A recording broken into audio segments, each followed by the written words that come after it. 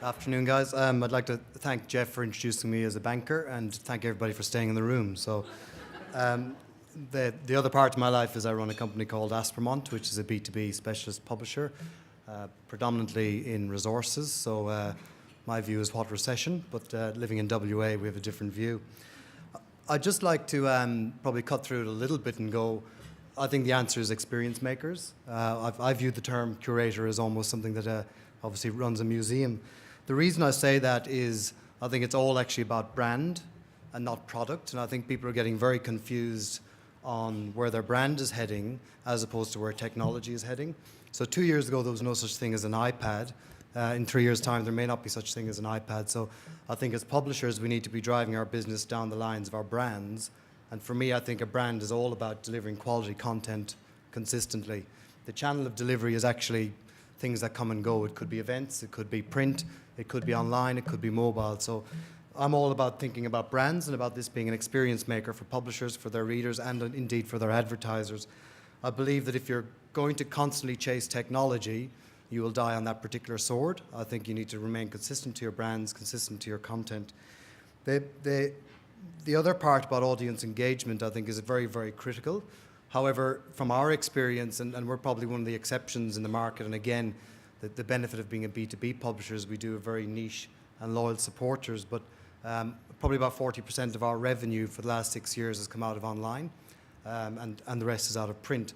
Both are growing. Print probably not as fast as online, and certainly the margins in online are enormous. What I would say on audience measurement is this, is that we have yet to charge an ad that's on a CPM model. We charge on our content. We say, if you want to be part of us, this is what you pay, because it's exactly the same model in print. We say we're going out to X amount of users, it's this pie chart of decision makers, it's in this sector.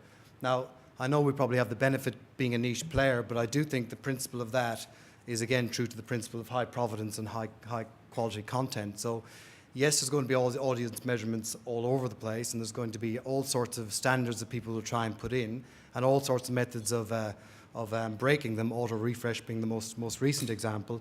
But I think if you're true to your audience, if you understand your community, they'll always be with you. And whether that's in print, whether it's online, whether it's mobile, which is really the same thing, or whether it's face-to-face. So it's something that people need to really understand is let's not view these things as products and products under threat. Let's view them as brands that can become experiences across multiple channels, half of which we don't even know because they haven't been invented yet, and they will be in the next 5 to 10 years. I'd like to, I suppose, to bring that point to life a little bit, I'd like to just talk about 3 global brands. Hopefully most people will have heard of them. The first is Michelin, which a lot of people associate as a tire company. In 1907, give or take, they produced a guide which basically told people if you're driving around France, here's where you can change your tires, and here's where you can probably get a good sandwich and a cup of tea, or probably a baguette and a glass of red in France.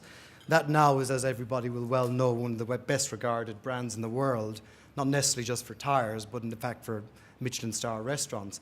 So that's a brand actually absolutely morphing itself purely because it's being pure to its audience, which is we want to provide people with the knowledge of where to go and previously change tires, now eat good food.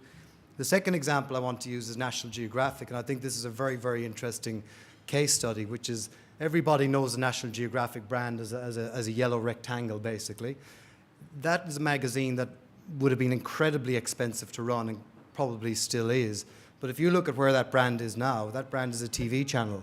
They haven't really changed much. They've just distributed onto a TV channel. So they've taken the brand and morphed it into a whole new channel, and print is still there and growing. So again, it's about trying to take your brand and leverage it into other domains. The third one is The Economist, again, an international magazine.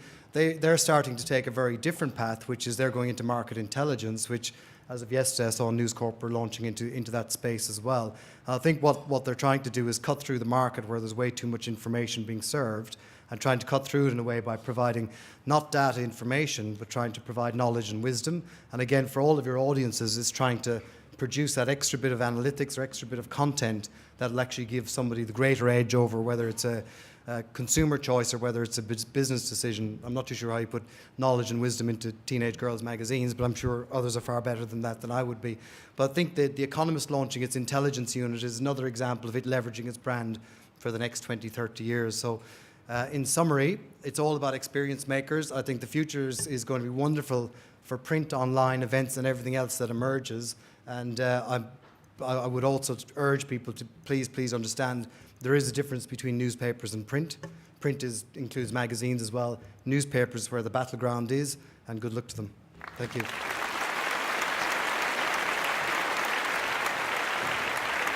I think it's going to be paper. I mean, it's sort of move a little bit beyond the environment debate on this. They're planting a fair few trees out there.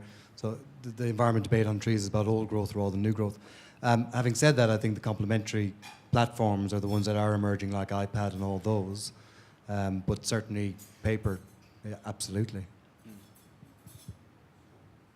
I don't think you should be focusing so much on the medium that's going to be there. It's going to be getting it across all these mediums. So paper's still going to be an important part of it. But yeah, getting it online, getting into all these other mediums, that's going to be just as important too.